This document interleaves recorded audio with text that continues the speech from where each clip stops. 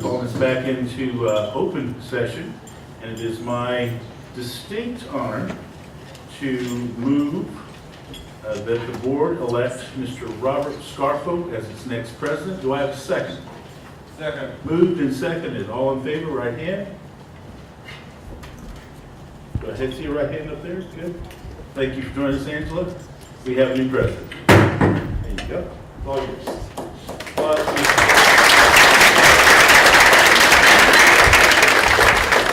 Thank you very much. And let's move right on with the next part of this meeting. We want to continue with our officer selection, and I have the distinct honor of doing that. And I would like to move that the board elect Mr. Robertson as our vice president for this next school year. Second. Second. We have a second. We have 2 seconds. Say 2 seconds. Second. All those in favor?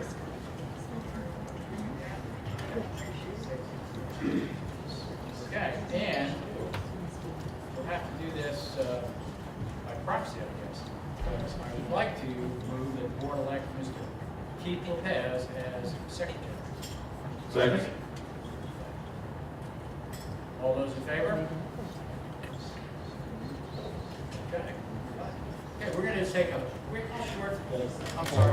Oh, I'm sorry. See, our technology here.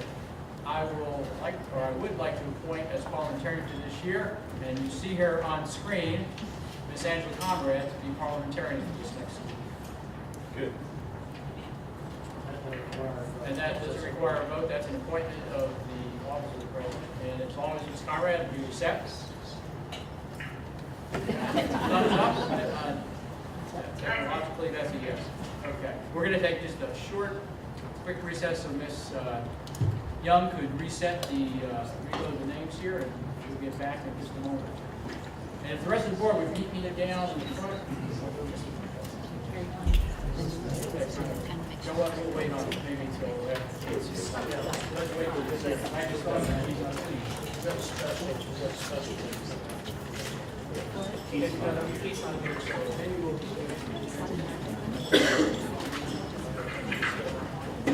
Oh, be careful there. Let's try it.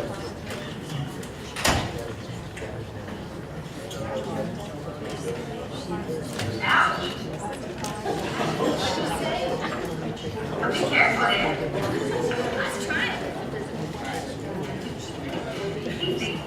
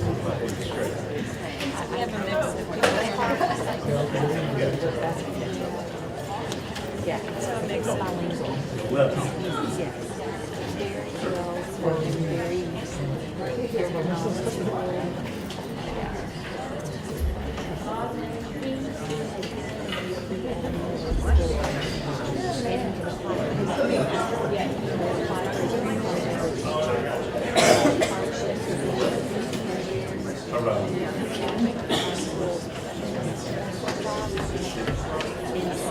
Make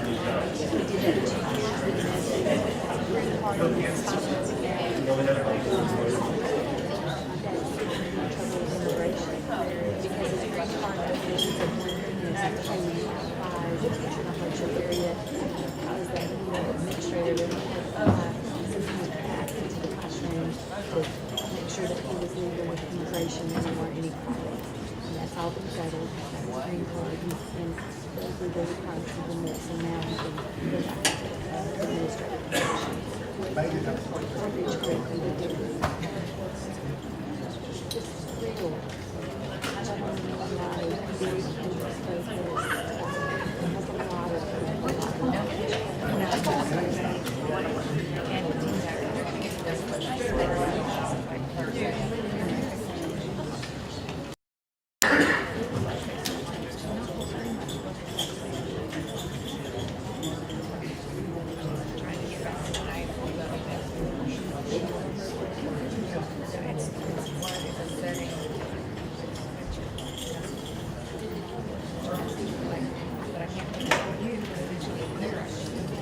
We're registering, so we're registering.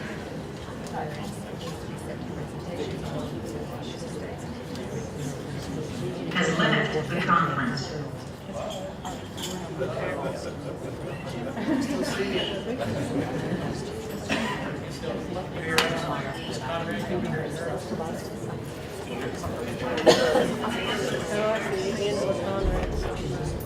She's doing web marketing.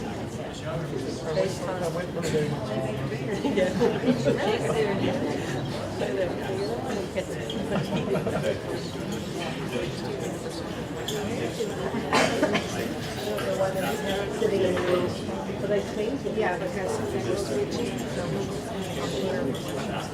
that red bar where with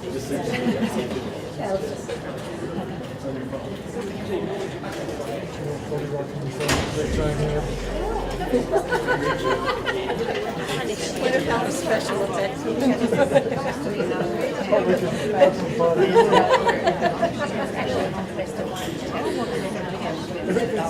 So much fun doing this. Like a little movie. That's right. Did he really say? So the next thing you know, behind will see a TV monitors behind all the plates and the 7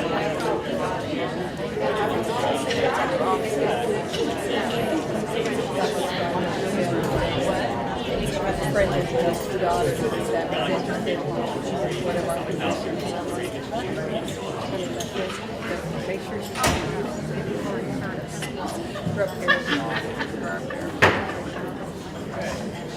Thank you for bearing with us for that. We are going to come out of our recess and get started with the meeting. I'd just like to welcome everyone here tonight and also those who are joining us by our live stream, either tonight or in the future as they watch it. And I'd like to also thank one of our great district friends and partners, Mr. Bert Brocker, who makes that possible for us at GMC Texas. So keep that in mind when you're thinking about vehicles. So first, let's get up and we're going to do the pledges. And Mr. Sitton, I'd like to ask you if you would do us in both pledges.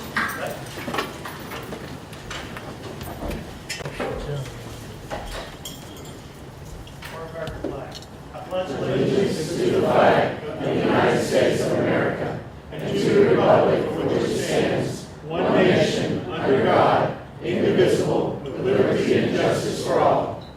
Now the Texas flag. On the Texas flag, I pledge allegiance to thee, Texas, one state, under God, one and indivisible. That's why I didn't want to do it. I knew I would do this. And I'm like the third one to mess up their very first time to do it. So. Thank you. If you all please just join us in a moment of silence.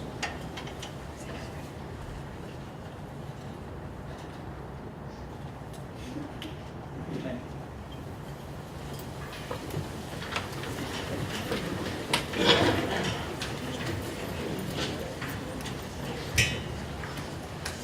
Okay, Dr. Sconzo, do we have any commendations and recognitions for this evening. I see a lot of people in the back there. We do, Mr. President. We have a number of special commendations this evening. Before we get to that, though, trustees, I want to introduce tonight's inspiring moment. This past year was the first time ever that our school district embarked on putting an integrated athletics program in place. This is an athletics program starting this year with basketball and then track and field, where a number of our high school special needs students were involved in the athletic competition. I had the chance to visit, see some of the basketball tournament, and let me just tell you, it was really quite a sight to behold. To see our kids really involved in a very healthy, competitive way. And it was all made possible, frankly, because of the very special teachers and administrative staff we have working with and for our special needs students. So, very proud. Ask Linda to roll the tape.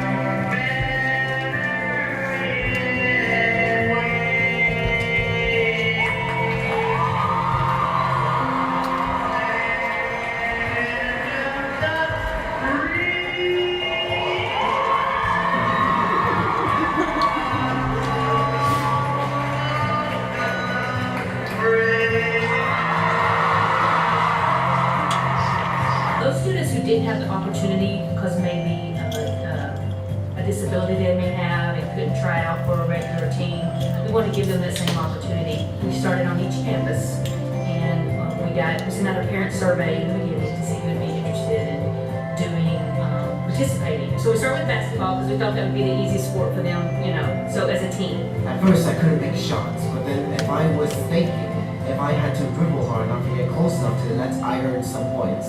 I had to dribble, and shoot the baskets, and I earned some points.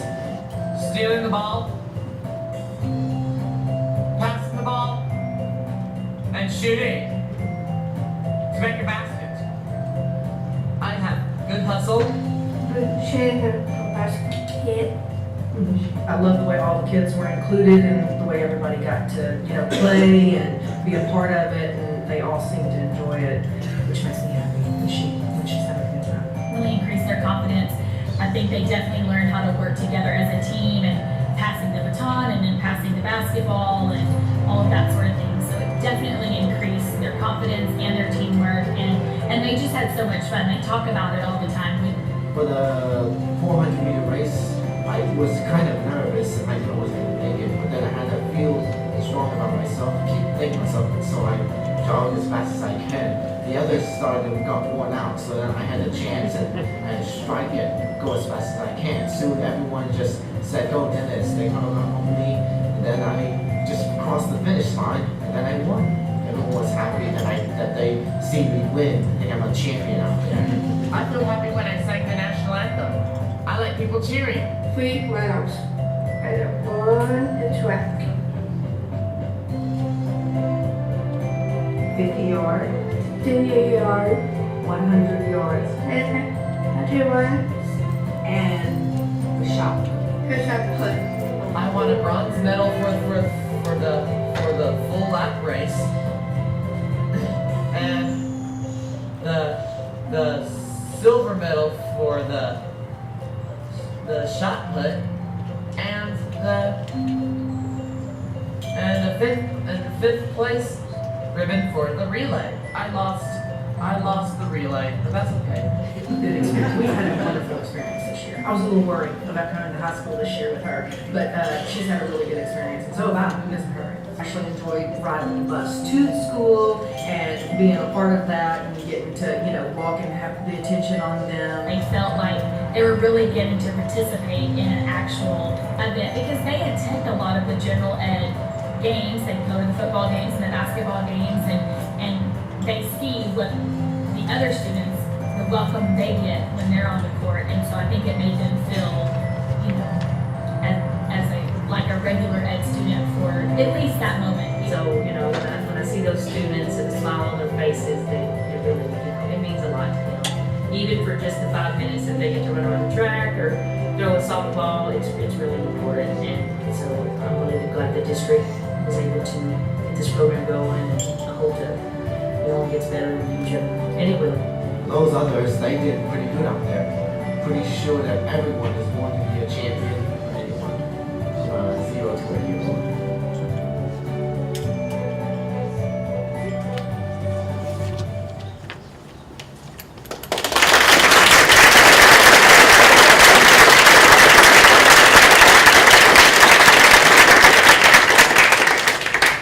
I'll admit my bias, but I do believe that a lot of great things happen in our school district. But integrated athletics has proven to be in 1 year among the greatest ever things that we've been able to provide.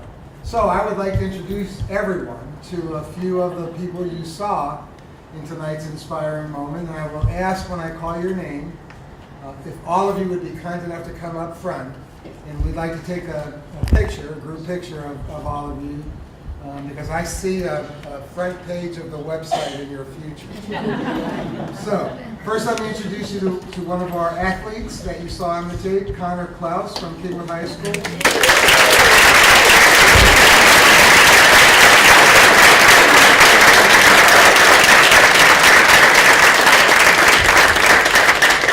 I'm going to ask your mom, Courtney, and your dad, Derek, and your brothers, Mitchell and Kyle, if they would be kind enough to come forward and join you.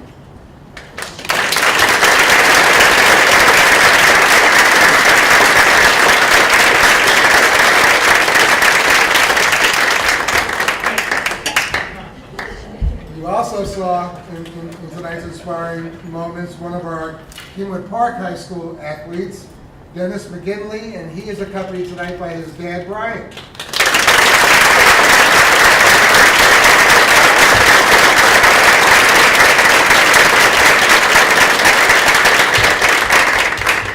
And four of the, I would say the lead people, but certainly four of the many outstanding professionals that makes all of this possible. If they would please come forward, Clemmy Mann, Robin Pullen, Cheryl Lyons, and Ellen Scheimer.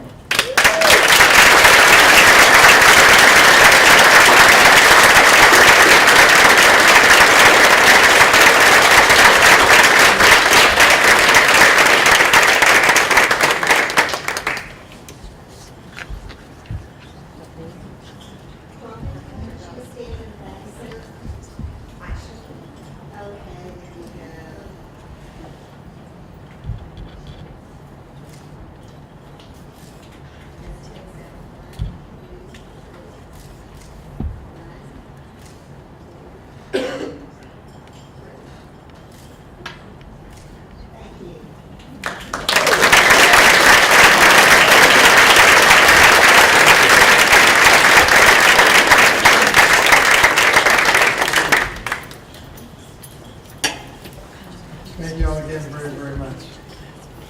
So, trustees, shall we have a few more comments?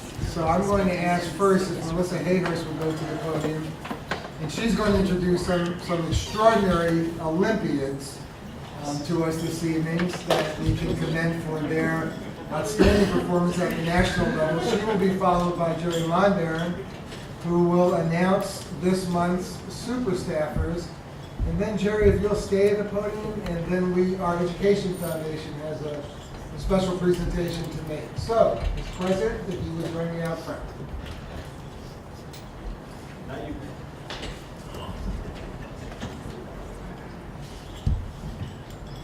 So while they're making their way, good evening. I'd like to welcome you. And my responsibility is actually very short tonight. In typical Greg Joseph fashion, one of his last acts as the principal of Riverwood. As usual, it's always about the kids and the faculty. And so, Mr. Joseph, if you will please join me at the podium. Mr. Joseph would like to talk to you about Riverwood Middle School and Science Olympiad.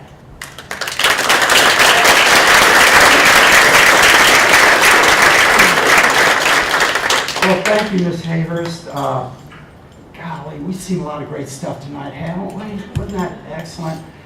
And now I want to talk about a group of kids that we found a niche for, and this happened about, seems like 10 or 11 years ago. It seems like yesterday, really. But I want to talk a little bit about Science Olympiad and what it is to these kids. These kids have found a place through Science Olympiad. Science Olympiad really functions on physics, engineering, the disciplines of that, the application of biology, and all those things that make great engineers, great geologists, and I'm sure we've got a lawyer in there somewhere, and perhaps a couple teachers, hopefully. It is a 23 event system, and it is qualifying. These kids work just as hard as any UIL athletic event. They're up there. In fact, because they don't have the 8-hour rule, I would say they maybe sneak some more in on us, guys. But you see them. What is so neat about this is it's a 21st century application of learning, where they are really working with their event coaches and also the parents. If you go down the hallways and see these kids involved with figuring out the mechanics of it and the parent interaction, not telling them, but the kids saying, why don't we try it this way? Well, what do you think? And just the whole dynamics is really an engaging part. So at this time, one of the main characters, if I could say, that makes this all possible, and he is a wise man, a Rice University graduate in science himself, is Mr. Dan Pierce. And Mr. Pierce is the coach of the Science Olympiad team, and I'm going to have him share the accomplishments of Science Olympiad.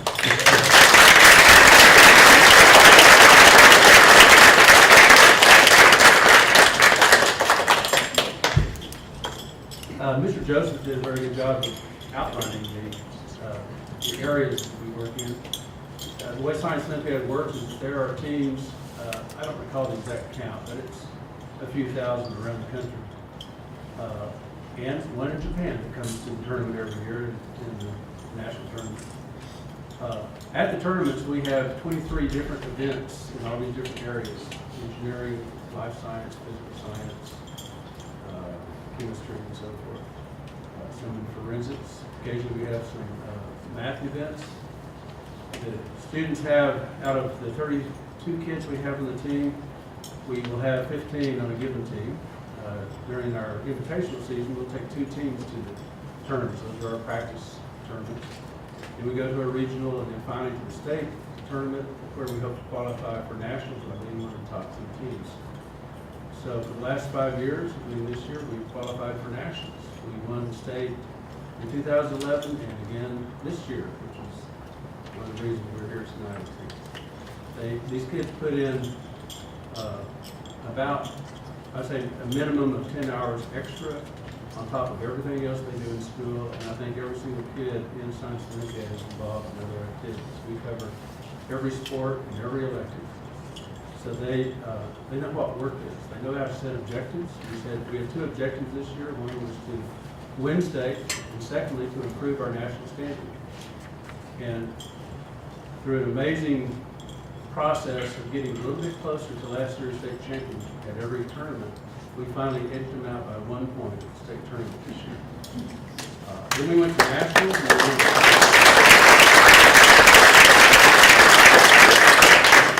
And at nationals, we improved our standing from,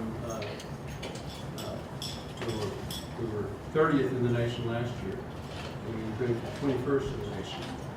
So we got some more work. We want to crack the top 10 this year. So these kids know what work is. They know what the joy of learning is. They've been doing work really on the college level in most of the events, and it's an honor to be associated with them.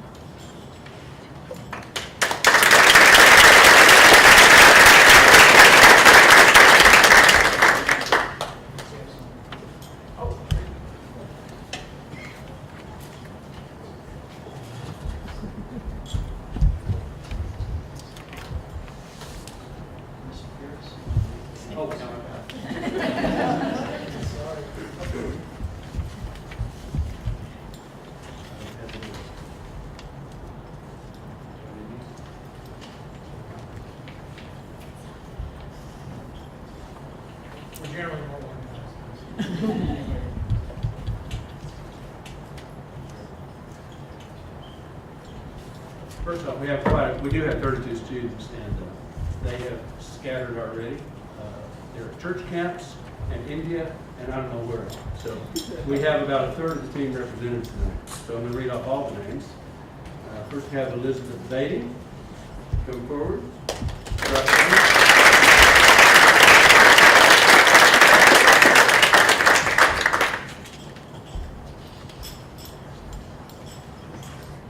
Harry Brightman.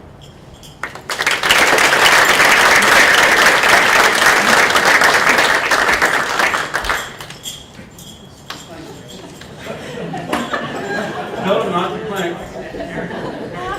Allison Cates.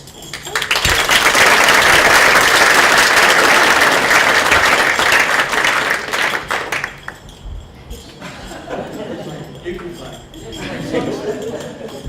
Work hard for it. Austin Estrada.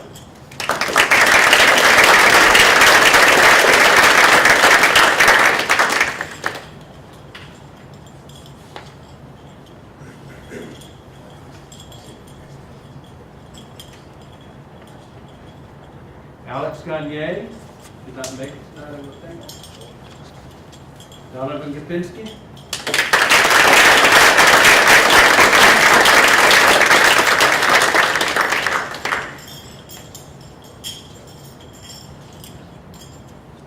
Flavia Gupta, she's the one that's gone to India.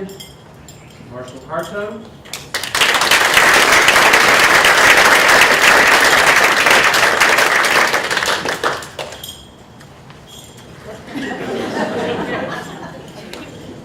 That's a good sound. And Ryan Harto couldn't be with us because he is on a science outing. He's out on science safari. Science every day. Abigail Hayes.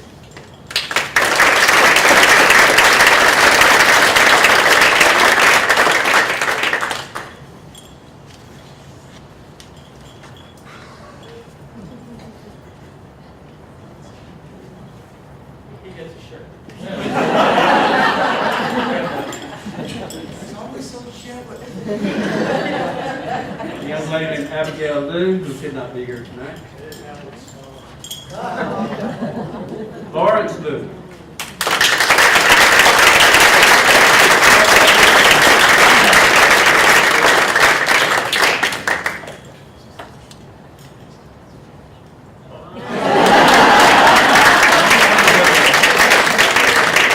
Michael Miller-Burton.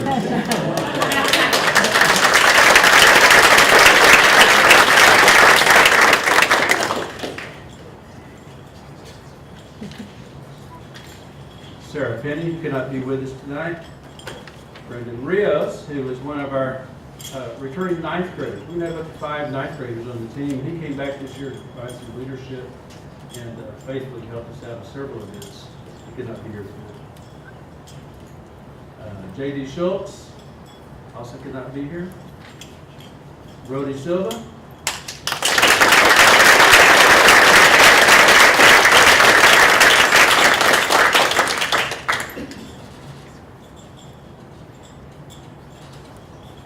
Caitlin Smith.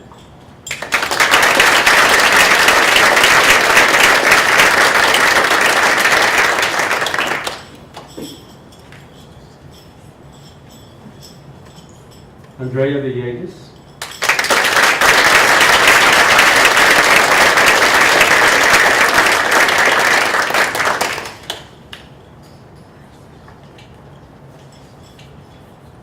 Eric Torres.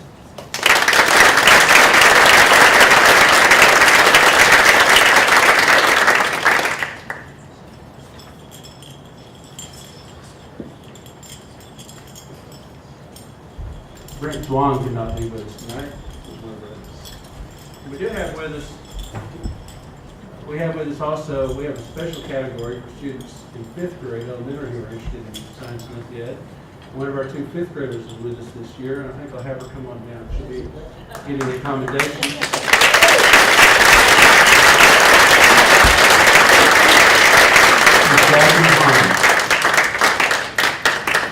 We will shake hands and get in line, we'll get straight.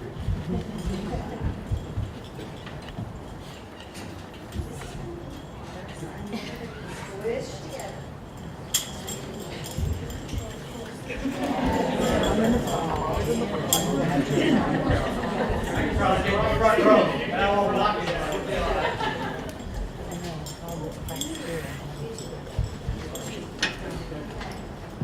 Okay, people on this side, I want you to stick your right shoulder. And people on this side, I want you to stick your left shoulder out. Okay, and,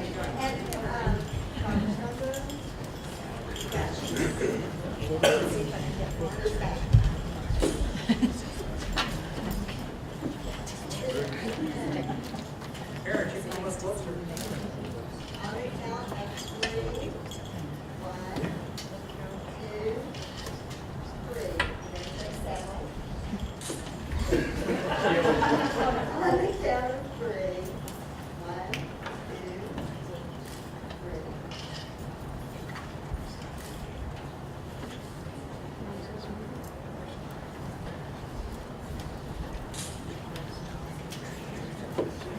Thank you.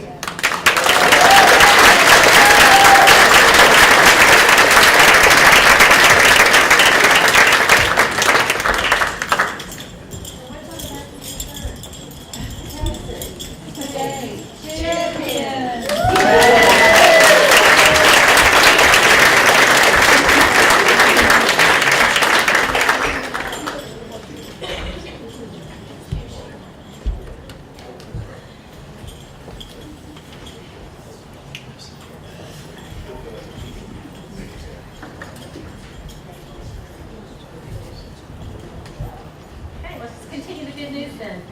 So each month, campuses and departments select an individual to be honored as super staffer for their outstanding work in advancing student achievement. A drawing is held, and 3 honorees receive additional recognition at the school board meeting, including a $200 gift card to Papa's Restaurants, and thanks, and a certificate. And this is all due to an award sponsor, and tonight our award sponsor is the Humble ISD Education Foundation. So I have up here with me is our chair for this year, Scott Brady, and Gary Brinston, also an executive board member, so they're going to help me pass out the Super Staffer Awards. So when I say your name, if you wouldn't mind coming up. Being honored as our elementary Super Staffer tonight is Beth Dolan, Deerwood Elementary.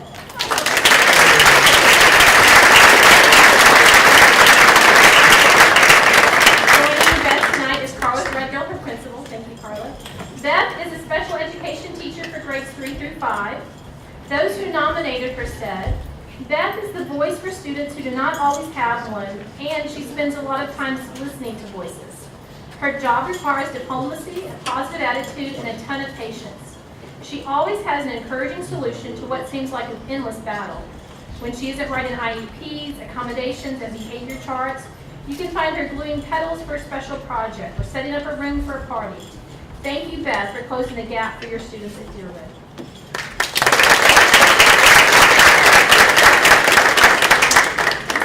Being honored tonight as our secondary super staffer is Amard Marshall with Humble Middle School.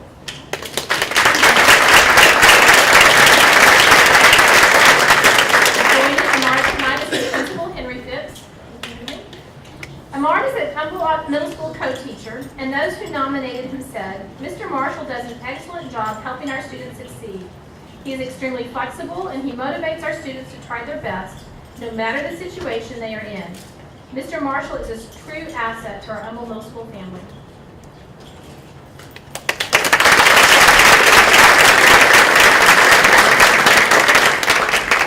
And being honored tonight in our support staffer category is Judy Keithley.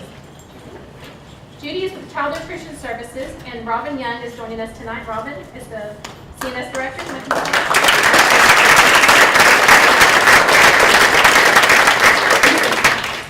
So Judy has done an excellent job organizing, ordering, and distributing supplies to the kitchens as needed. She organized the warehouse to make room for the current renovation. She assists wherever there is needs, and she does it with kindness and efficiency.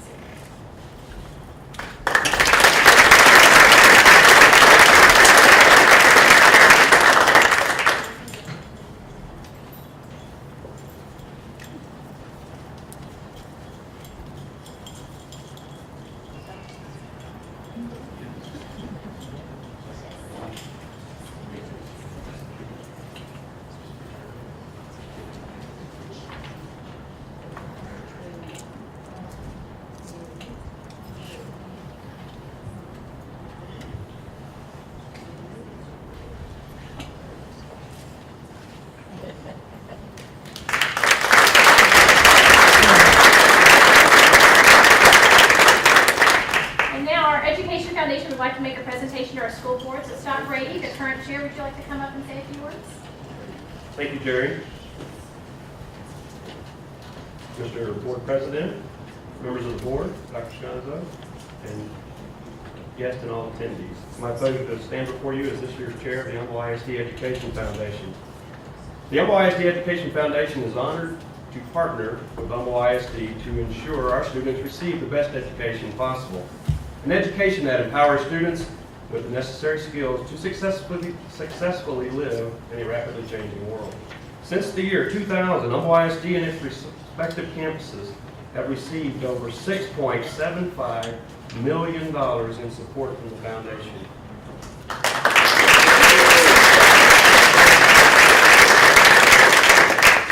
As the foundation celebrates its 15th birthday, it also has celebrated many milestones this year, such as our awesome Employees in the Employee Campaign, where Humble ISD employees throughout the district once again demonstrated their unwavering support for our district, our students, and all the staff by raising an unprecedented $250,000 just from the staff alone of Humble ISD.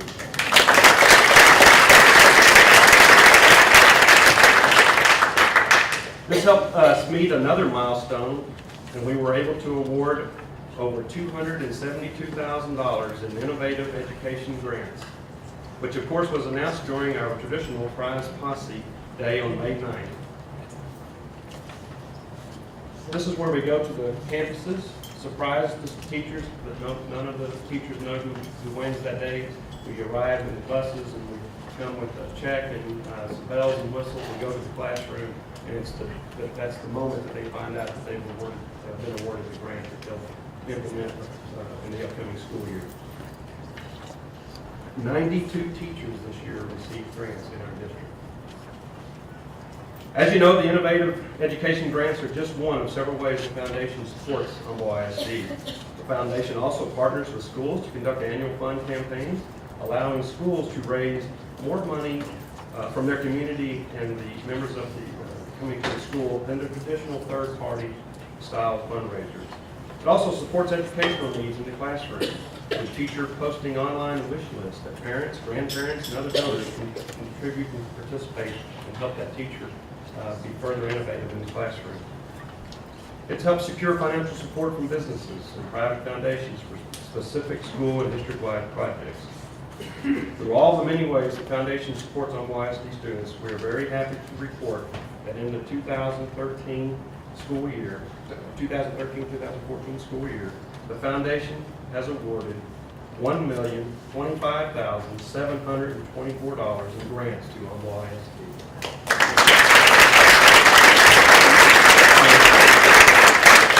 We have a check that we want to present, and I just want to also announce that this is the first time the foundation has been able to grant over $1 million to Humble ISD, and we are very proud of this achievement, but it wouldn't be possible without many of you in this room, the board on the foundation, and of course the support from Humble ISD. And I also want to give out a special thanks to this year's board liaison, Mr. Heath Russia, who just did a fantastic job of working with the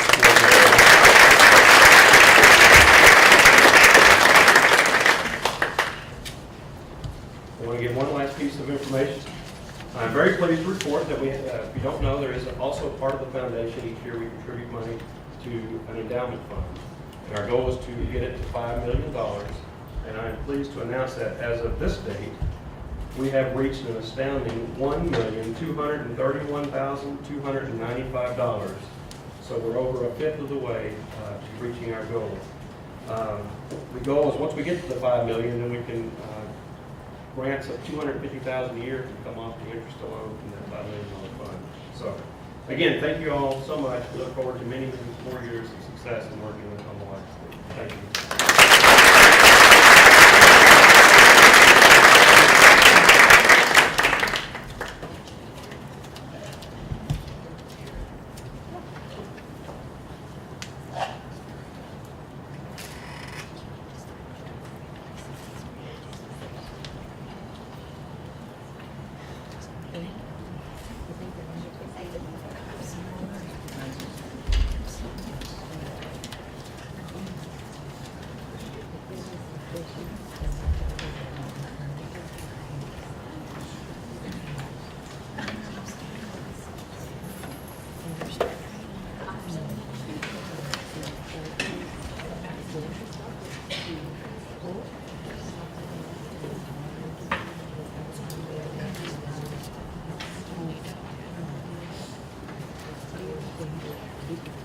Thank you, Dr. Sconza. That was very enjoyable for us to get to celebrate all those things.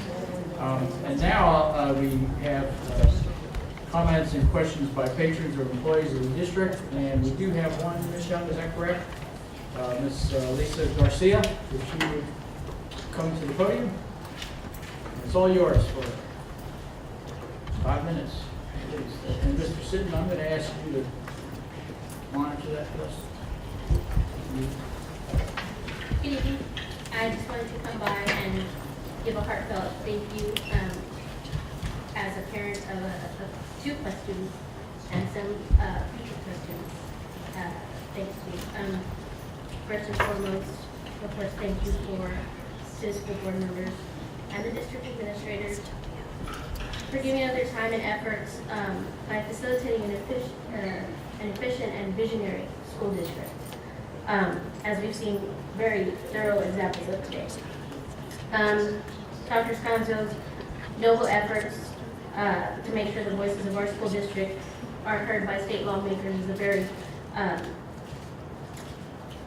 very astounding thing for somebody coming from a very small school district. So it's something that I really feel like we should let you know that we're happy to have you for.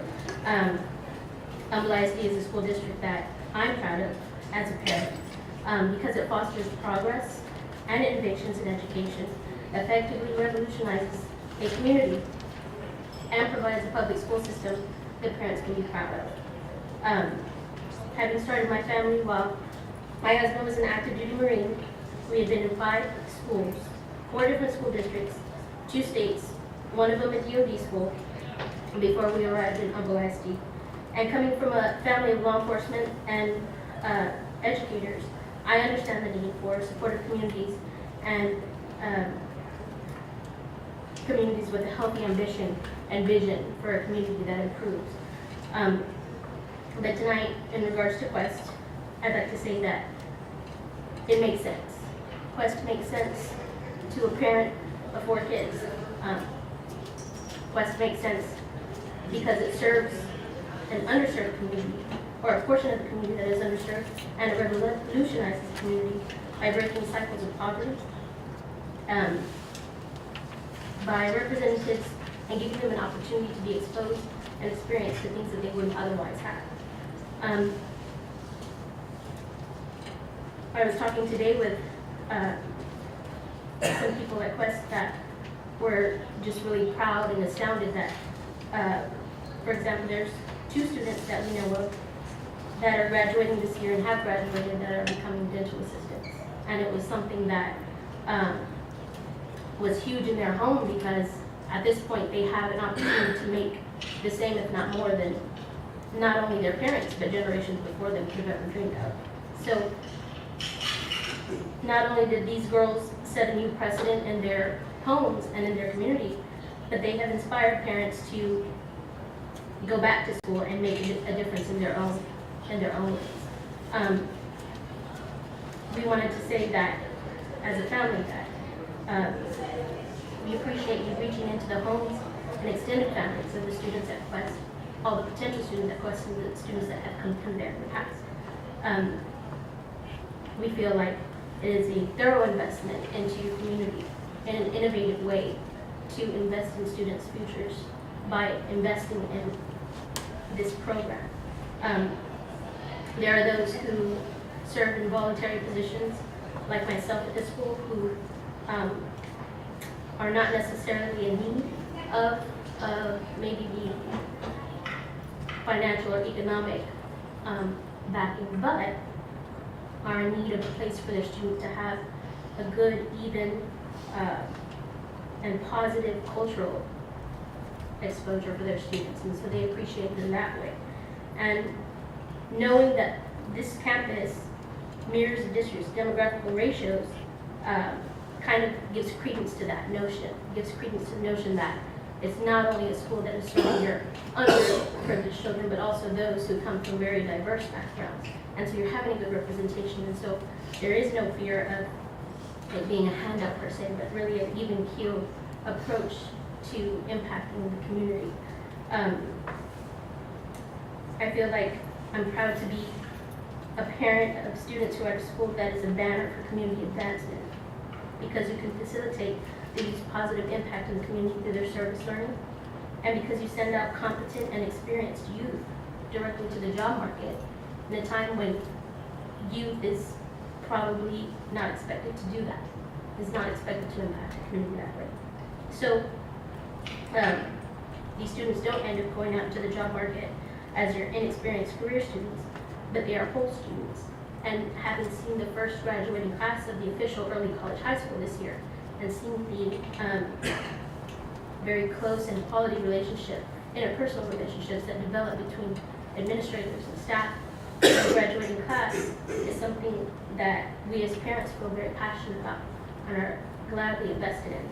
So again, thank you for making this community of facilitators who are passionate and parents who are appreciative available to my kids and all the students in our district. And I commend you for investing in our community in such an innovative and deep-rooted way, and for being positive and supportive of Quest Early College High School.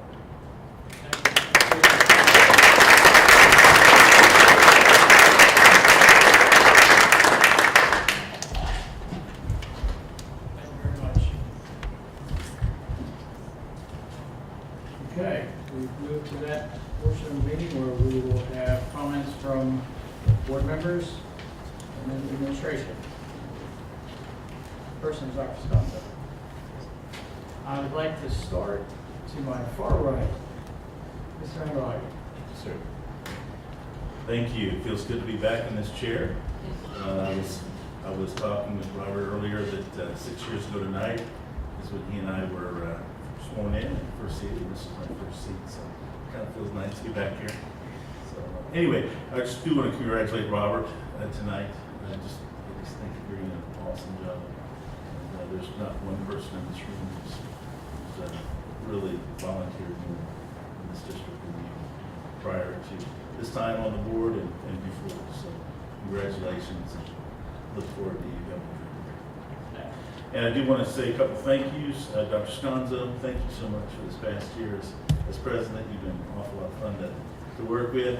I'm sure Robert will see a lot of fun appearances and speeches that you'll give and times that you'll have with him. It's just been a lot of fun. So thank you so much for that.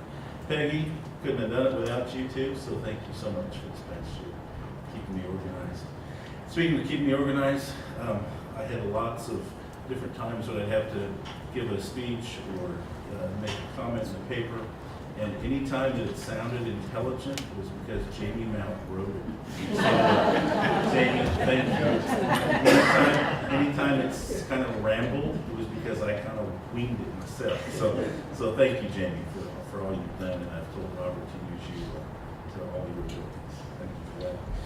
And finally, one of the things that I've enjoyed about being president and being on the board is meeting great employees. And I want to say that there's really none better than the man in the back of the room, Mr. Greg Joseph. I just want to thank you for all you've done, and we look forward to all your great retirement stories in the future, but thank you for everything that you've done. The only way that we could ever feel good about leaving is if we hired somebody really good to replace you. And Donnie is in the back, so we look forward to you. He's an aggie. Yeah, that's right, he is an aggie. So, Greg, thank you for everything you've done. Mr. President.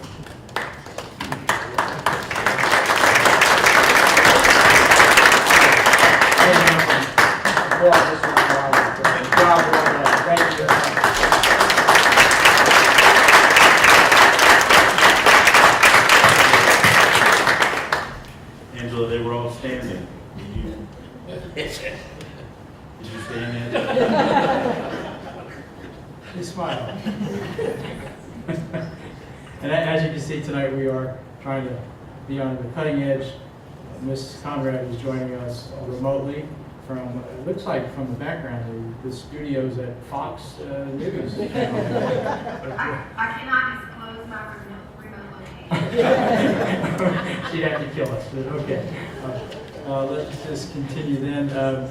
Mr. Rushing, would you like to go next? Mr. President, first and foremost, we talked a little bit, or I talked last time about how my first graduation set of ceremonies was going to be this past May. And while I joked about how many hands we were going to have to shake and how long of a day it was going to be, I'll have to tell you that it was probably the single most rewarding experience of my first year on board. Despite the long day, despite the numerous handshakes, just a remarkable experience that I won't forget. I'm looking forward to the years to come, but to see the kids coming across with a sense of accomplishment, all the excited parents and family members in the crowd was just really a tremendous experience for me. So, the second thing, real quick, is thank you, Ms. Garcia, for sharing your thoughts today. It means a lot for you to take the time to share the positive experience you've had with us. And so I look forward to the future experiences for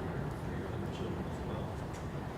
Thank you to the Education Foundation, Gary, Scott, Carrie, and team. It was a tremendous year. I enjoyed very much working alongside you guys, and thanks for giving me the opportunity to do that and be a part of the special organization that you guys represent.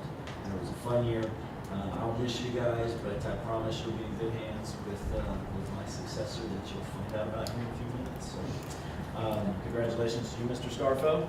And I know Deerwood representation is left, but I do have to memorialize this today because I've heard it's official that my daughter will not have to sell cookies and candy and wrapping paper again next year because they have decided to move forward with an annual fund. So I, for one, will be the first to commit to that. Right now. And I very much look forward to supporting that. So they know all they have to do is ask for help when they need it. So that's all, Mr. President. Thank you, Mr. Rushing. You want to go next? I'll go last. All right, we're going to jump to the other end of the table. Ms. Conrad, could you want to go, please? I would just mirror what Mr. Rushing said about graduation. It truly was a wonderful experience, and it's hard to even explain. The only other comment I had, really, besides congratulating the super staffers, was just to kind of a reminder, this time of year causes us all to reflect, and that's really a good thing. We have a lot of people that are maybe changing positions, capacities, campuses, or maybe even districts, and I know we even have people that are leaving the profession altogether. So as I hear more from teachers and staff about the things that distract them from their priority for our students, I want to make sure that we take the time now also to reflect, and as we set our priorities for the new year, that we are making sure to keep our focus on our mission. And so I just want to make sure we're doing that as we go forward and plan for the new year. And that's all I have, Mr. President. Thank you, Ms. Conrad. Appreciate that. And we'll continue now to my left, also Mr. Cunningham. Thank you, Mr. President. And I want to say congratulations. Look forward to working with you this year and to all the elected officers. Just three things, Mr. President. One, I see Bear Branch, principal. Again, I just wanted to say thank you for this past Friday. I was there for the awards. Didn't stay long because I had to go, but I really enjoyed visiting with all the parents. I tell you, Dr. Sponser was parent involvement there is second to none. I tell you, so really enjoyed that. And second, back there, my good friend, Mr. Joseph, great. I wish you well. Want to miss you, but I'm not too far behind you.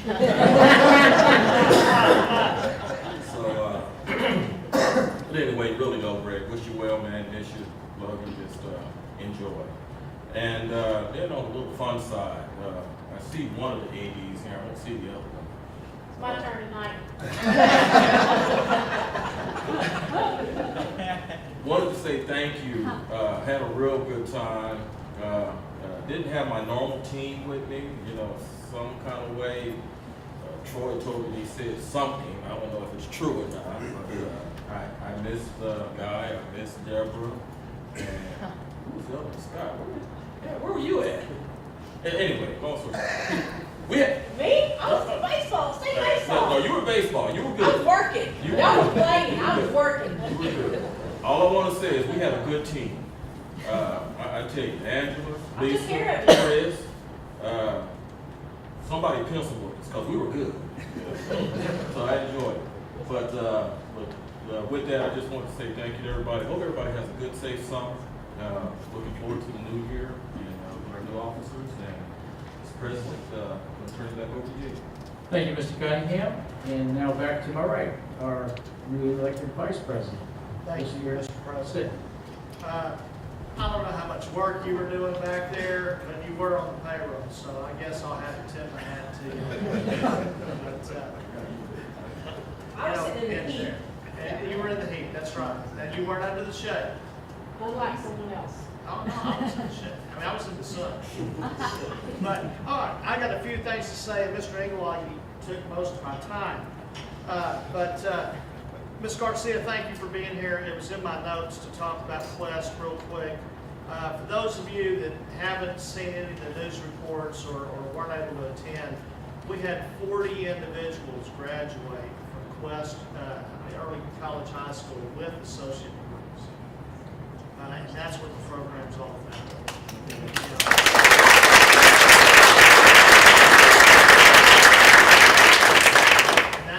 Continues to grow year by year as our numbers continue to grow.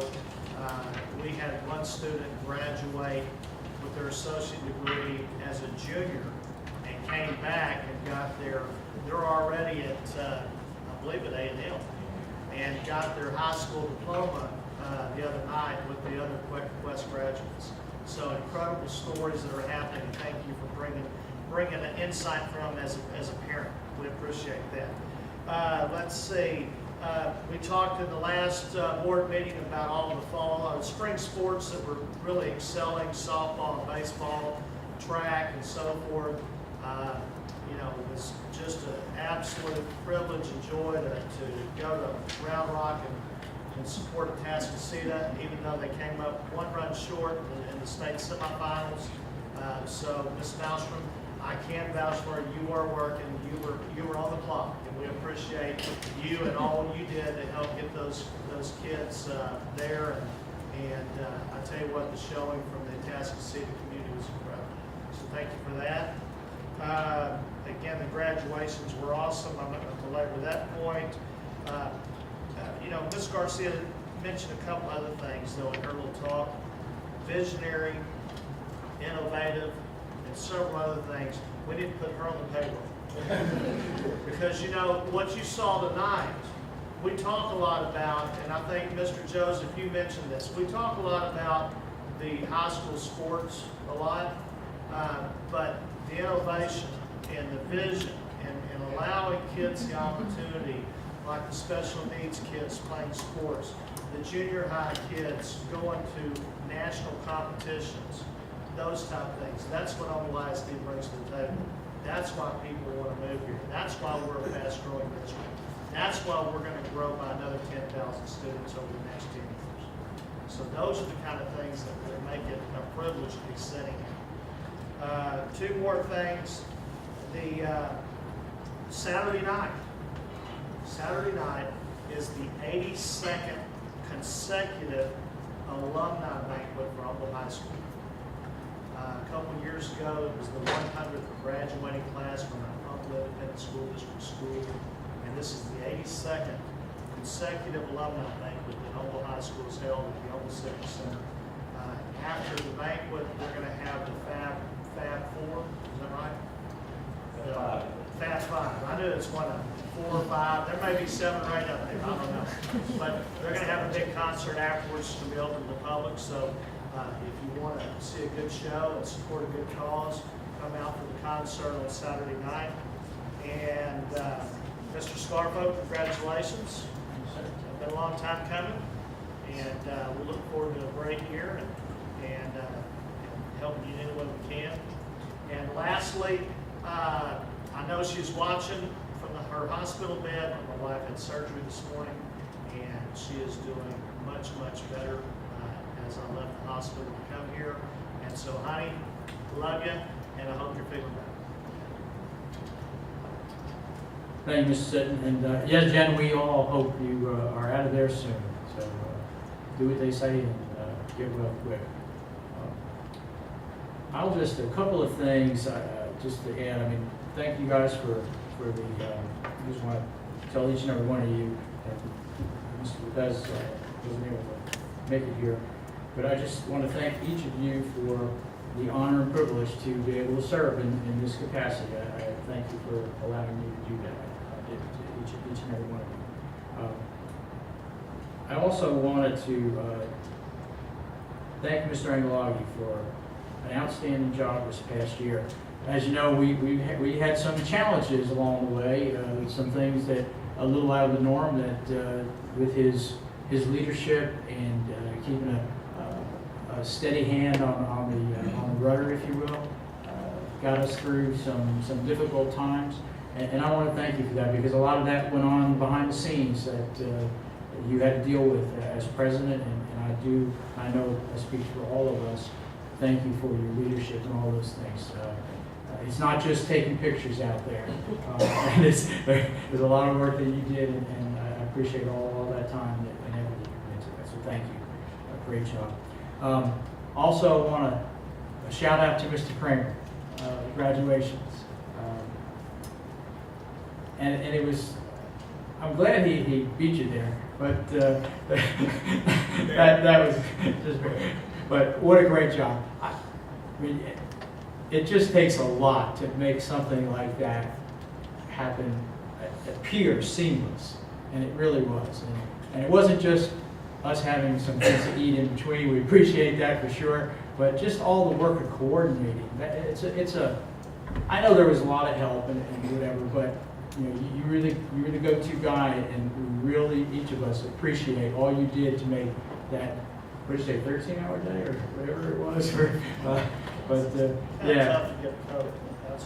Well, yeah, that one individual, but he's working on it. He's got to call into RMAC. But thank you, Mr. Kramer. Appreciate it very much. Great job. And that was, like as everybody said, a fun day. Great day to be with all the kids and the staff. So appreciate that. And I just want to, again, wish all of our staff a great, restful summer. I know that we all hope you do that. You're ready and raring to come back in August. And just let me close with, I see there's two people in the audience, Miss Robin Young from Nutrition and Mr. Rick Joseph back there.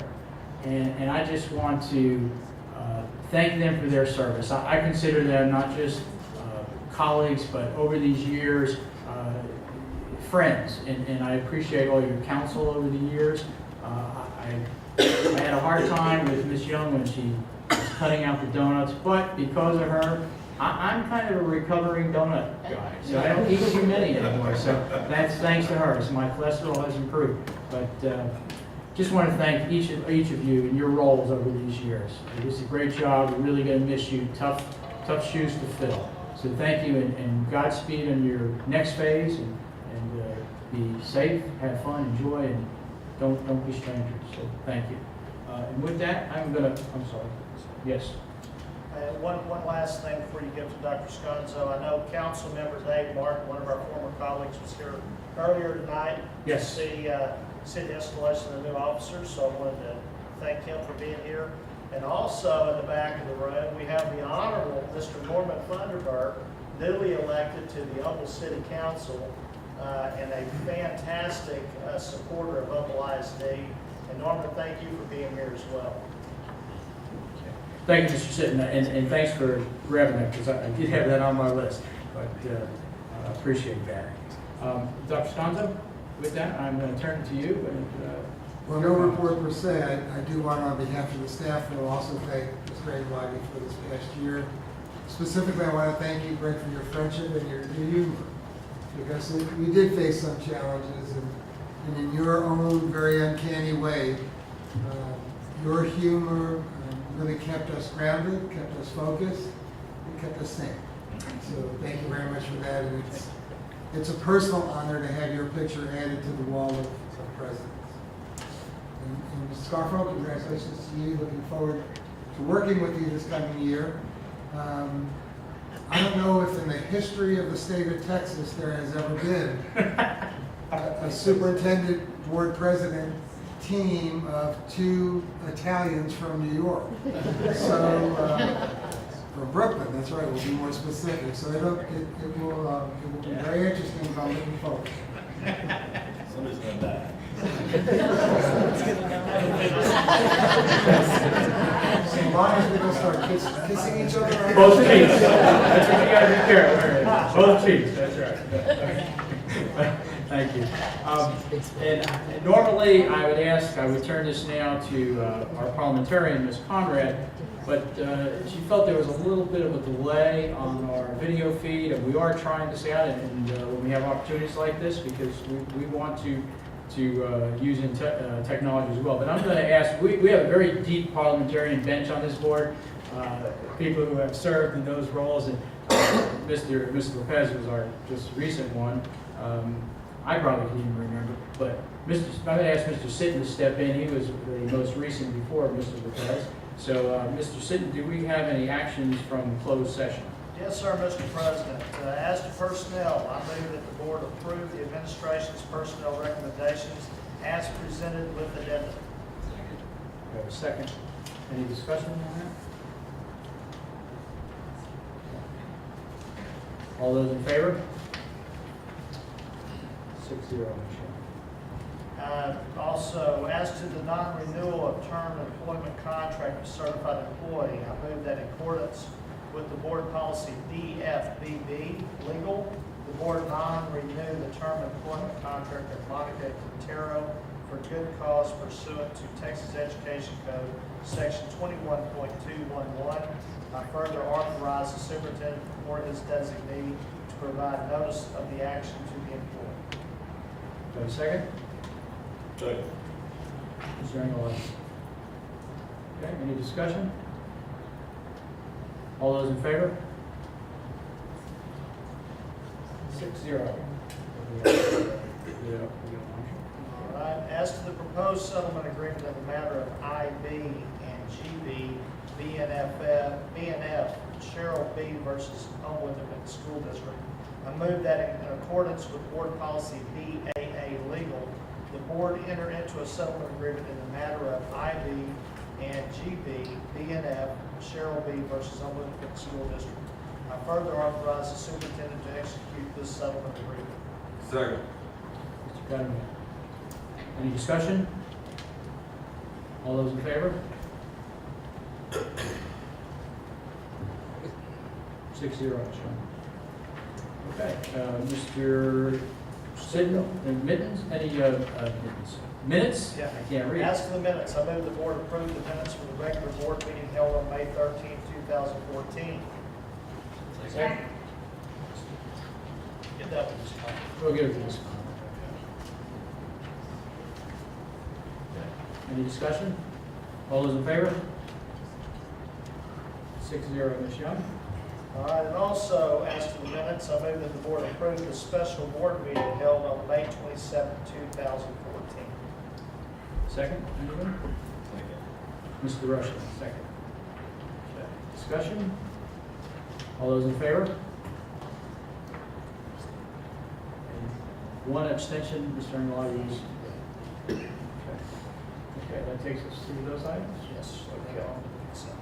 Well, we're gonna the committee. Oh, gotcha. Before we go to the consent agenda, I'm just gonna, we'll go through our committee, board association committee updates, if there is any news since the last we met. First, the audit committee, Mr. Cunningham.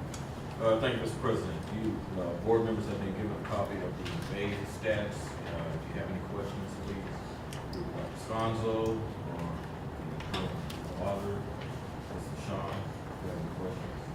Okay. Thank you, sir. I think we'll skip down to building and planning committee, Mr. Engelhardt. We did not have a meeting last month. We will have one next Thursday, and as you'll report at the end of the meeting, keeping the team together, it sounds like. So same building and planning committee next Thursday, 8 o'clock. Okay. Thank you, sir. Next is finance committee. Only thing I had to report is Miss Lynn did not call me this week to see how I was doing, but other than that, no, we have no business this week and to report. And again, thanks to her and her team for a great job in getting that budget approved a month earlier than it's ever happened. So thank you for that. Legislative, Mr. Cunningham. Yes, Mr. President. Well, the current legislative team, we've already met concerning the resolutions that need to be voted on, I believe, next month. Dr. Sconso's administrative team, is this okay, yeah, past last month, so we're good. Administrative team's already looked at it also too, Dr. Sconso.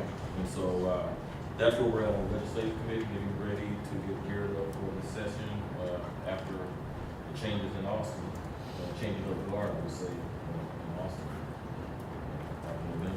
Okay, thank you, sir. I'm going to jump down to Mr. Sidney, Program Evaluation Committee. We did not meet last month. We're still trying to get a day together for the entire board, because I think in order to move forward, y'all need to hear what's been going on from some of the auditors that we brought in on RTI, follow up on the curriculum audit, and some of the other special ed like dyslexia and some of those type of things. So that's where we're at right now. As soon as we can get everyone together and y'all can hear the reports firsthand, then we will go forward from that meeting on what our plans are going forward as far as recommendations. So that's where we're at this point in time.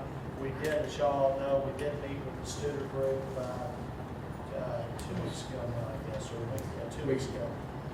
That technically is not part of program evaluation, but that's kind of where it started. And so you can see the direction that we're going in from there as well. So that's what we've got right now. Okay, thank you, Mr. Sidney. And next, Education Foundation. Nothing probably further to report. I think everything sort of spoke for itself today. It was nice. $1 million every meeting. That's very good. Thank you, guys.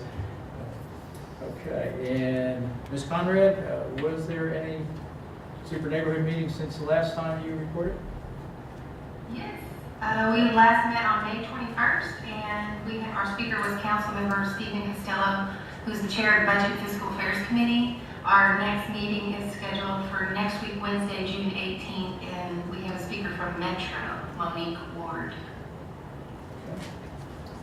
Thank you very much. Appreciate that. Okay, now we will move to the part of the meeting where we go through our consent agenda. And the board has had an opportunity to look at these items, and many of them, any discussion or questions that we had with the superintendent occurred, and the items that we will vote on as a package in the consent agenda are ones where we are satisfied on the recommendation. So, Mr. Sitton, if I can ask you to follow along with me as I read these off, and Ms. Young. We're going to start with under learning considerations and purchases. We have item A, miscellaneous instructional material. Is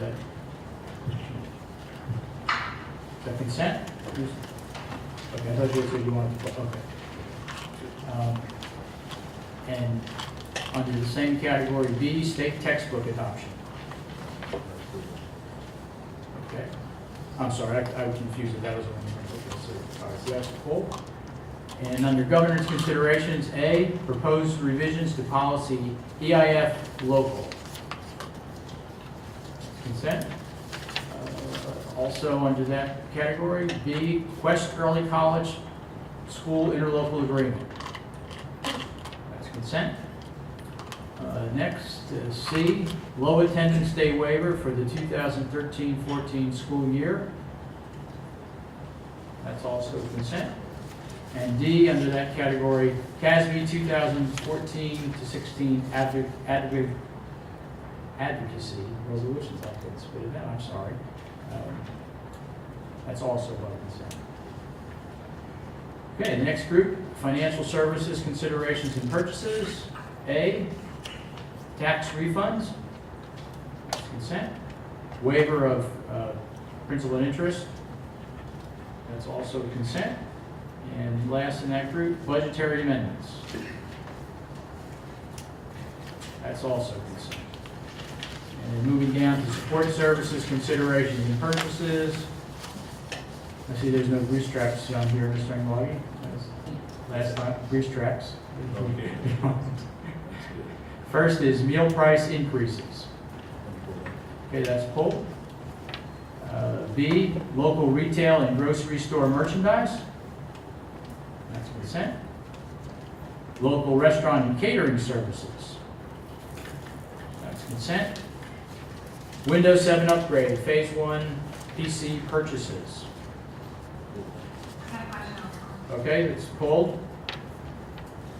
And the next one and last one in that group is bat exclusion and control services. That's consent. Okay.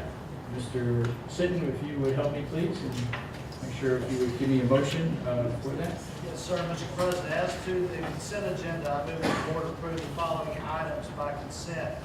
Under learning, item A. Under governance, items A, B, C, and D. Under finance services, items A, B, and C. And under support services, items B, C, and E. Okay, we have a motion? Second. A second. Mr. Cunningham, second. Okay, all those in favor? 6-0. Okay.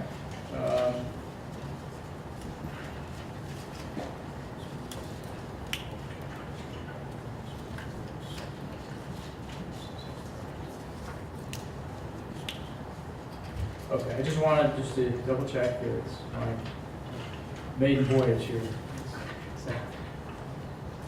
Okay, we're going to go back to the first pulled item under learning considerations and purchases, state textbook adoption. And Mr. Anglagi, you pulled that. I'm going to start with you. Very briefly, the only reason I pulled that, I'm sorry. So moved. Second. Thank you, Ms. Young. In our notes from, from Dr. Sconzo, it was noted that as part of the textbook adoption, it would be the end of math investigations because our new textbooks would be a more traditional problem-solving based program. So I cannot tell you how many emails, how many phone calls, how many meetings of math investigations I wanted to make a line in the sand. But this is when we're going to change math investigations. So in case the press wanted to note that. So thank you for doing that. And I'm curious about what we're going to be using. Not her. Want to discuss that at all?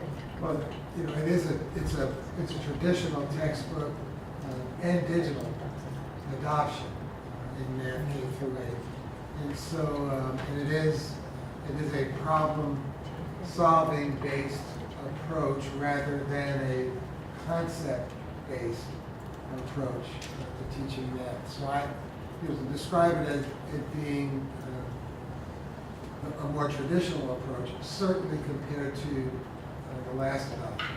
Mr. Engler, I would want to emphasize that we appreciate your thanks, but that we go through a pretty exhaustive process, literally involving all classroom teachers and campus staff in making the adoption recommendation. So the thanks goes to all of them for making the selection. And clearly it's with, in my opinion, an eye toward the kind of rigor that's demanded now through the state curriculum. Good. Thank you. That's all I have to say. Any other comments on that item? I just want to add on that, and I agree with Mr. Anglagi, because I remember, this is maybe 3 years ago, I was knee-deep in that conversation with many parents across the district. I remember that one night, I invited them to come, and I think there were parents representing 18 elementary campuses here that night, and they all got up individually to state their position. And I just want to say to all of them, and a couple of the folks who really led the charge, who I know that the wheels may turn slowly, but if you keep at it, good things happen. I appreciate Dr. Sconzo and staff for listening to those concerns and I believe addressing those here, and we're kind of heading it. And as you say, the rigor is really what's driving it. It wasn't just because people showed up or whatever, but it's good that that's being addressed. So thank you, Mr. Angelou, for okay, so we have a motion and we have a second on the table. Like to vote. All those in favor? 6-0, Ms. Young. Okay, the next item that was pulled under support services, meal price increases. May I have a motion for that? Okay, moved and a second. Mr. Rushing, Mr. Sitton made the motion. Mr. Rushing, second.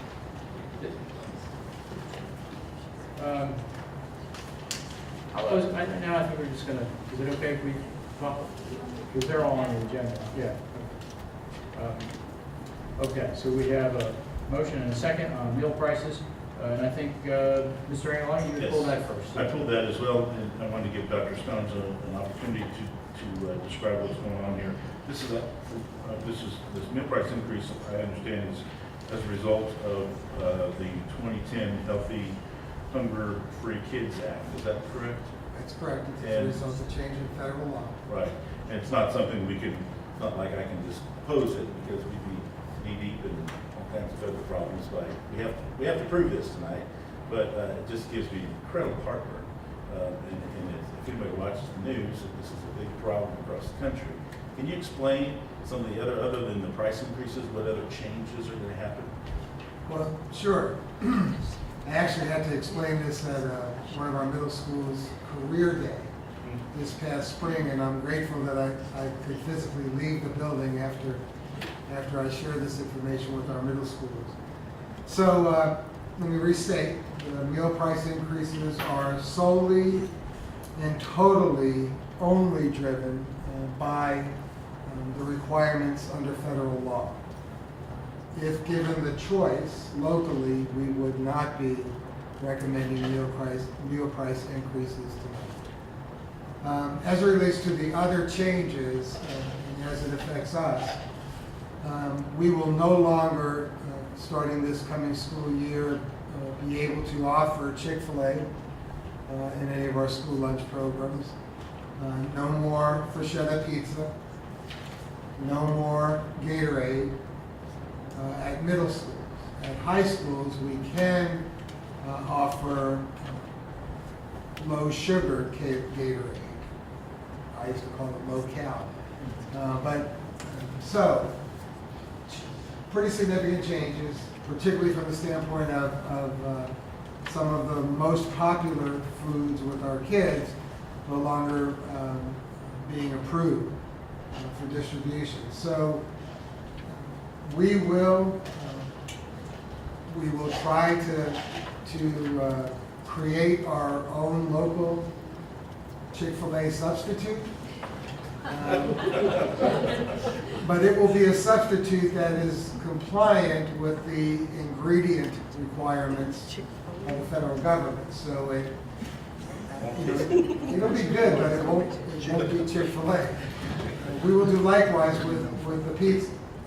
Again, we will create our own Freschetta look-alike, but the ingredients will be compliant with the federal requirements. We will not create a Gatorade. We're just going to have to do without that. Thank you. When I was looking into this a bit, I couldn't really put my own words because I no longer have James Young to write my stuff for me anymore. So I found something that just spoke to me. I want to read it just very briefly. The goal of the Federal Healthy Hunger-Free Kids Act, passed in 2010 and taking effect this school year, this is back in 2012, was to feed hungry children during school hours who may not get enough to eat at home while simultaneously battling childhood obesity. It appears the two issues are at opposite ends of the spectrum, but the federal plan claims to address both. The solution, smaller lunches at higher prices. The results, hungry and unhappy students. Children who were not hungry before are hungry now, And children who were hungry before are even more hungry now. Some of the most dramatic changes implemented were smaller entrees, including reduced portions of bread and protein. 1% flavored milk was replaced by flavored fat-free milk. Increased portions of fruit and vegetables, that's good. And a price increase of 10 to 15 cents per meal. Children are not obese because they eat school lunches. Many children are obese because they don't get enough exercise. They don't walk to and from school anymore. They don't eat healthy meals at home. And they do lots of sitting in front of the computer and the television. It's great that school lunches include more vegetables and fruit, but there are not many children who will eat steamed broccoli with no salt, butter, or cheese. Unfortunately, the unsavory vegetables end up in the trash and don't benefit anyone. The federal government solution that one meal plan fits all is all wrong. If all families were equal, the solution would be for parents to pack a lunch for their children to eat at school. Unfortunately, this would not address the issue of needy families who rely on the school lunches and breakfast for half or more than half of their child's daily calorie intake. So in conclusion, lunches are smaller, they are more expensive, and children are hungry. No one is happy. So, that's my little 2 cents. And I'll vote yes. Thank you, Mr. President. Thank you, Mr. Angeloni. It is an amazing thing where we're at. And there is somebody who benefits, and that's the food distributors. And that's why they support Mrs. Obama's continued push of not allowing any of this to get rolled back for some amount of time. It's an amazing amount of waste that goes on. As a matter of fact, one of our students did a great analysis. I happened to judge her project at a science fair 2 years ago, and she did an analysis of the amount of food that was wasted because the kids have to take those fruits and vegetables. And she said, I tell you, it was compelling. I told her she really needed to send it to Washington because it was a great analysis. But anyway, okay, we have a motion and a second. All those in favor? 6-0, John. Okay, and the last item that we pulled from our consent agenda was Windows 7 upgrade, and Ms. Conrad, we'll let you go first on that one. Oh, I'm sorry. Second. Okay. You're up. You're up, Ann. Yes, sir. So I had a couple of questions. Forgive me if this is my first time to notice in the description there that the 4,500 computers are refurbished computers. So I know that could have kind of a negative connotation, perhaps, for some people. So how would we offset that when people have questions about ordering refurbished computers to do this upgrade? Will we be experiencing any performance issues? Is that something that we need to be concerned about? Because that's one of the things we hear about most often are the performance issues unrelated to bandwidth, which is another issue. Also wondered, what is the timeline for implementation? Is this upgrade to be completed prior to the beginning of next school year, so they could expect a difference in the performance of the machines when they return? As well as this company that we're recommending, will they also be doing the imaging, and is that ready? Ms. Conrad and Ms. Scarpa, I'm going to ask Mr. Allen to come to the podium. I fully recognize, and we discussed really at length the connotation around refurbish anything, let alone refurbish computers. I mean, my response to that is that the contents of the machine, the guts of the machine, if you will, is as good and warrantable as a new machine. So from that standpoint, that's the way I would suggest responding to those who think we're just buying less than quality equipment. I'll let Mr. Allen speak to the timeline and then also what's included in the purchase as far as imaging and all of those Okay, well, first of all, we are planning to have those installed, that's our plan, before school starts. As far as the refurbishing, Dr. Sconzo is correct. We also get a 5-year warranty on the machines, and we did thorough reference checks for districts that had used this particular vendor to see how it had been going with them, and we had some Texas districts that had used them as many as 8 years, like that. The machines will actually be more powerful than the current machines that we have, and they will run Windows 7 appropriately. So they will be functioning better than some of the machines we currently have on Windows 7. So from that standpoint, particularly with the warranty involved, and we are paying for installation services for them to put the image on. We're working on that image right now. We had some tests, and so we're going back in. We have a meeting scheduled. I think it may even be tomorrow to go line by line to be sure. But the way the process is going to work, we'll get the image. We'll send it to the vendor. The vendor will then image a test machine. Then they will send that test machine back to us so that we can see that, in fact, once they've imaged it, use our image to image that machine, it really works the way we need it to work. Because, even us sending them the image, there is a small possibility that something could be wrong when they send it back. So I talked with them at length on a conference call on the process they will use, and I'm really confident that they're going to do a good job of being sure that the imaging works. And like I said, in talking to other districts that I did the calling myself, I got just positive feedback on them as far as doing a good job and honoring their warranties, things like that.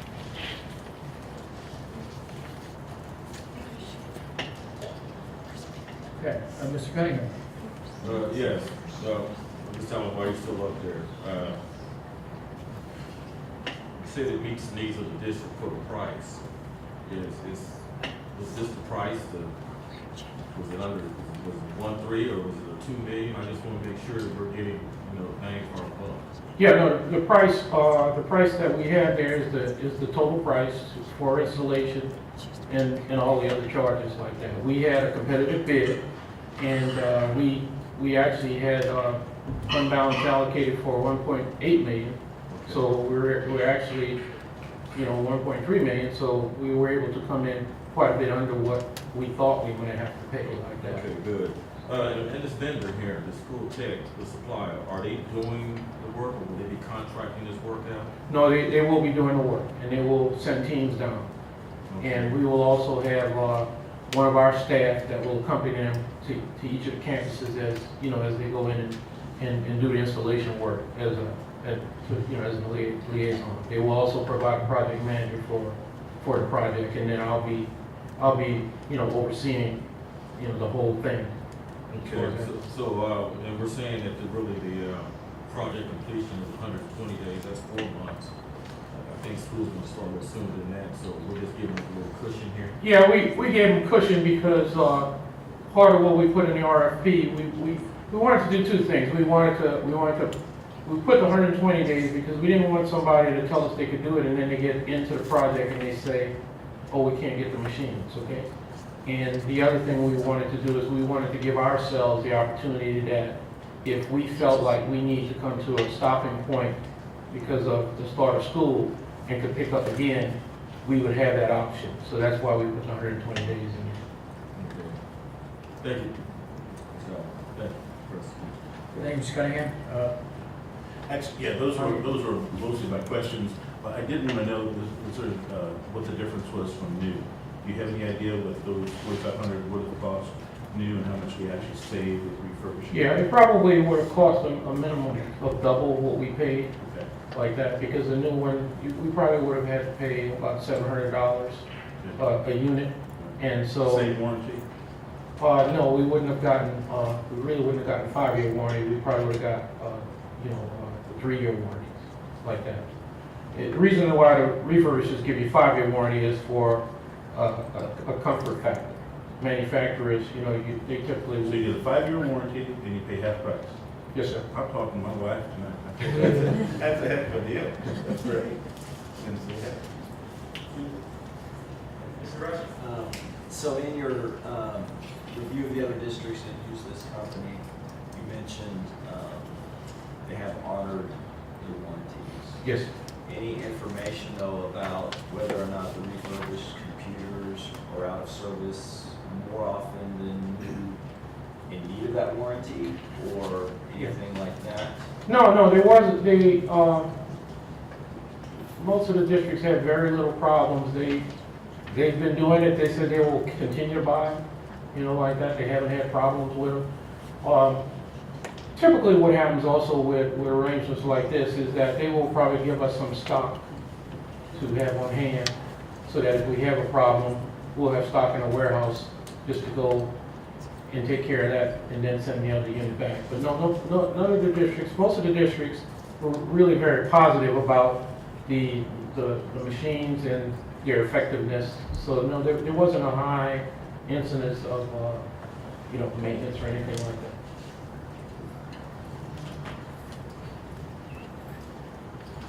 Any other questions?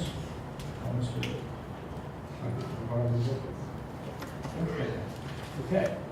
We have the motion on the table. It's seconded. All those in favor? 6-0. All right, now we're just going to go back to, before we get to item 5, we're going to go back to the reports. Dr. Sconzo, do you want to go through those? I know there's a couple of items that you provided us with information on. We have to, Mr. President. So this evening we're presenting to you for information only our recommended revisions to Board Policy EIF local. So between now and the July 1st board meeting, if trustees have any questions or want to suggest further changes to that policy, we'd be happy to receive them. Absent any, we will come back at the July 1st meeting and present this for your consideration and action. We've also, in a like manner, provided you with the 2014-15 Discipline Management Plan and Student Code of Conduct. Again, trustees have any questions between now and that July 1st meeting, we'd be happy to provide whatever information is needed. But it is our intent to place this back on the July 1st agenda for your consideration and action at that time. Lastly is our monthly financial services report. And so, as always, we're happy to try to reply to any questions trustees may have. Thank you very much. I appreciate that, Ms. Conzo. I'm sorry, Ms. Conrad, do you have a question on reports? Go ahead. I have a question on the student code of conduct. Yes. Just that I noticed that the reference throughout is to the URL on the old domain of www.old.k12.ps.us.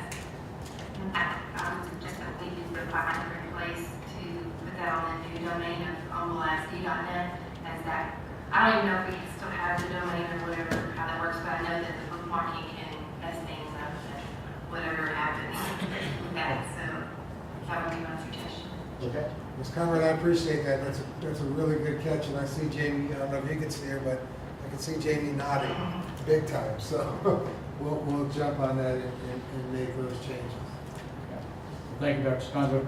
And if I just may ask, and Dr. Price and Ms. Feldman sat with me last year. As you remember, when we were going through this, I had a number of questions and asked that some things could be addressed. And honestly, I have not taken out my old set of notes and compared to what you do, because I figured I was just going to ask you, were you able to incorporate some of those things, those items? Oh, so but some of those I thought also were in the, it was just, okay, that's fine. You have all that stuff. And I trust that you, okay, that's all I wanted to know. Thank you. Okay. That's my question too. Just because we haven't seen the handbook yet either, right? Or I don't remember seeing. No. You have not, the board does not annually act on the handbook. We provide it to you for information, but you do have to act on the code of conduct. Oh, okay, thank you. And this goes with the handbook as presented to the parents, right? That's correct. Mr. Sidden? I don't know if it's addressed here specifically or in the handbook specifically, but one of the big conversations we had a year ago was clearly defining bullying. Because we were having a lot of issues with things that really weren't bullying, but under the broad definition that we were using, it could be considered bullying. Is that part of this or is it part of the handbook? It's both. And have we kind of narrowed our focus of what because if in a true bullying instance, they're removed from campus and they go to discipline campus. We clarify that in the student code of conduct because you're right. Bullying, part of our situation is large for us, and what we've got to do is go through and make sure that everybody in our restriction machine is the definition of what a CR is and the reasons for that. So we're trying to be as clear as we possibly can, but we're restricted on what we can use I mean, I want to make sure our kids are safe and that they're not subjected to it. But at the same time, there are some instances that came up a year ago that you're like, was that really bullying? And did we punish the kid and move them off campus for a whole semester? I mean, there was some really distinct differences. We clarified. Okay, thank you.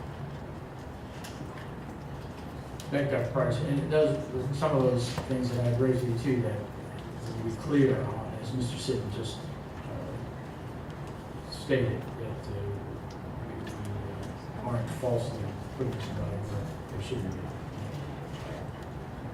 Harassment too. Okay. All right, so we're going to move to our next section agenda, but before we do that, Dr. Sconzo, I just want to turn the mic back to you for a moment. Mr. Scoffel, thank you. I would like to very quickly just three quick recognitions, if I may. First, I want to recognize Mr. Kramer. I want to thank him for the double duty he performed these last few weeks, maintaining his responsibilities as assistant superintendent for high schools and concurrently closing out the school year at Summer Creek High School as its lead administrator. So Trey, thank you very much. And he has the tan to prove it. Busted. Secondly, three, I also want to recognize Mr. Allen. He still is, in my opinion, is in his infancy with us as his school district, but you would never know it. He has just jumped in and on top of a myriad of projects that needed to get initiated and has initiated them for us, and so I'm thrilled to have him. And lastly, I want to congratulate, and congratulate and thank the board for supporting our recommendation. Let me introduce to all of you our new Director of Transportation, Mr. Jeff Proud. Jeff, congratulations.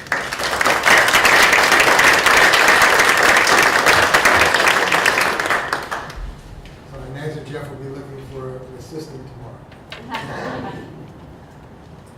Okay. Thank you, Dr. Sconzo.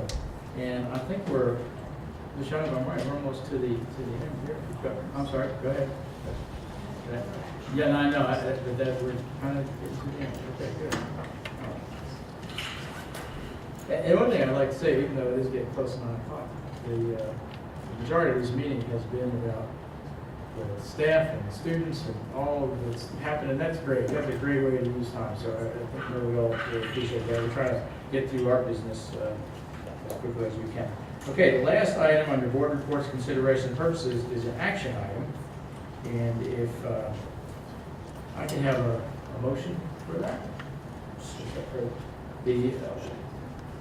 The action item is the endorsement of Humble ISD, and I'm very happy to say this Humble ISD board member Charles Cunningham's candidacy for District 4B position on the Texas Association of School Board of Directors. So moved. Thank you. Mr. Angelaghi and Mr. Rushing second. Okay. I'm not even going to entertain any discussion on this one. We're just going to go to the vote. All those in favor? We have 6-0. It would be 7-0. I know Mr. Lopez will support that. Okay, and then the last item, next to the last item, is our board committees for this coming year. And we've shared this information with board members, so they all know, but I just want to publicly thank them for their prior service this past year and the various committees they've been on. There's been some rotations and movements of people to committees, and so I just want to go through that quickly. Audit committee, Mr. Cunningham has agreed to continue to chair that, so I appreciate that. But joining him and replacing me on that committee with Ms. Conrad is Mr. Angelaghi. We will be working on the audit committee. And Mr. Sean will have a new member to indoctrinate into all the workings. And it's a lot of workings. It's good stuff. Okay, and Mr. Lopez has agreed to continue in his role on Board and Superintendent Evaluation Committee. Ms. Conrad will also continue on that committee, but I've asked Mr. Sitton if he would join that committee along with a lot of things he's doing already. So I appreciate he said yes to that. Our Building Plan Committee is going to stay pat with the committee members we have there, Mr. Angelaghi as chair, and Mr. Rushing, and Mr. Sitton. They have a lot ahead of them for this coming year to start planning for that tsunami that's coming. Finance, that one will stay the same. I will continue on that with Mr. Cunningham and Mr. Sitton.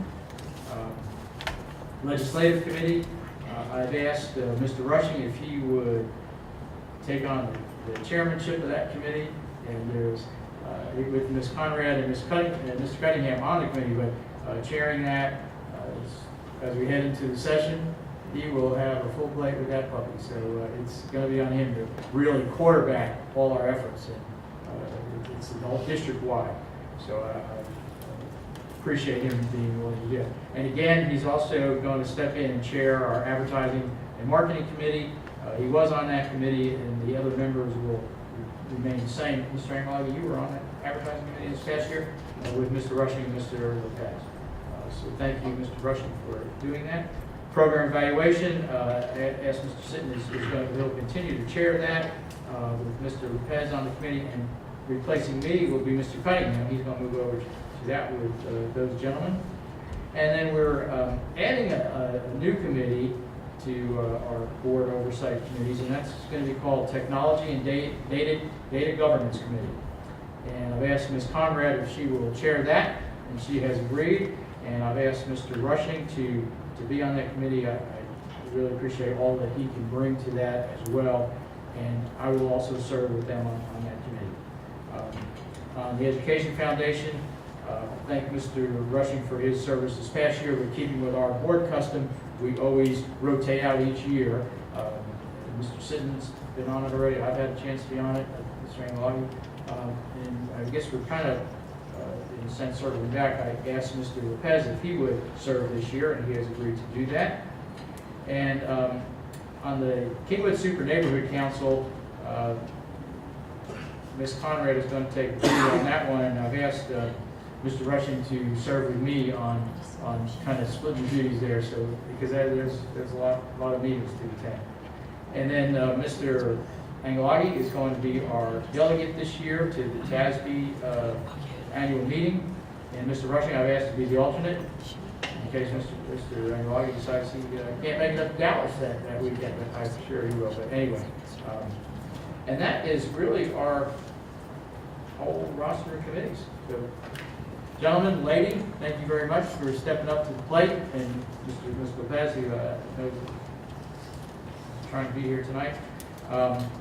And the last thing on our item is future board business. If there is any, that anybody would like to get into the parking lot. Would you talk just a little bit more about technology and what your plans are?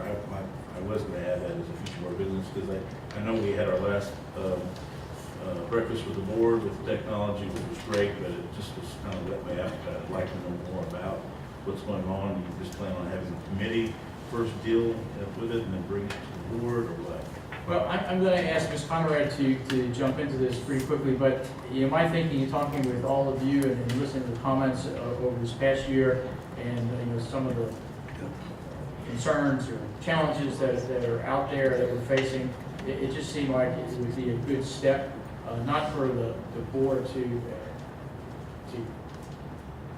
dictate what's going to happen, but this way we have with financing, what we've done with program evaluation, all the strides we've made there, because under Mr. Sitton's leadership of really moving us to focus on things that drive achievement and academic success.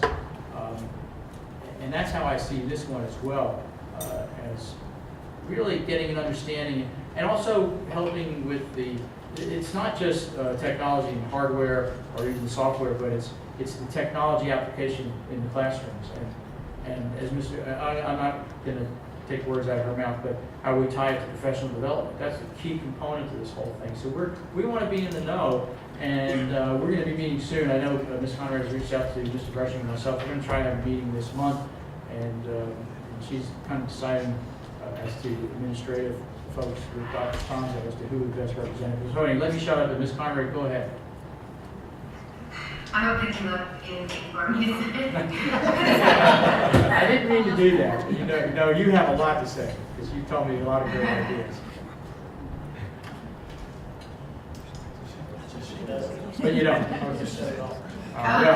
Well, maybe the only thing I would add is about the data, in terms of the data governance, really what we're talking about there is there's so much, and it's are we looking at the right data? Are we providing the right data for the right people to look at? In what ways are we communicating those to everyone so that they're aware of what's there? Also, the concerns of student data privacy, and how are we addressing those and communicating that to the parents, and as well as our dashboard and the information that we're presenting to our community. So, that's all included there too. Thank you. They give you a little insight, and obviously it's going to evolve over time, and I just know, especially with these two guys, with Ms. Conrad and Mr. Rushing on this, it's going to move us forward as we did in some other areas in the last 2 years. Thank you. Well, I think we covered everything. It's not 9 o'clock yet, so that's good. So, all right, with that, if there's no other business, I will say we are adjourned. Thank you.